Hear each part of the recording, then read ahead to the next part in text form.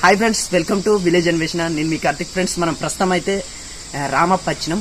రామప్పకు ఇప్పుడు అక్కడ చూసుకున్నట్లయితే గుడి అక్కడండి. ఆ గుడికి కొద్ది దూరంలో ఇక్కడనైతే ఒక గుడి లాంటిది అయితే గర్భగుడి కూడా మనకు కనబడుతుంది. గర్భగుడిలో మాత్రం మొత్తం శివలింగం అయితే మొత్తం కింద పడిపోయి అయితే ఉన్నది. ఒకసారి మీకు చూపెడతా, వెళ్దాం పదండి. ఇక్కడ చూసుకున్నట్లయితే నంది కనబడుతుంది మనకు.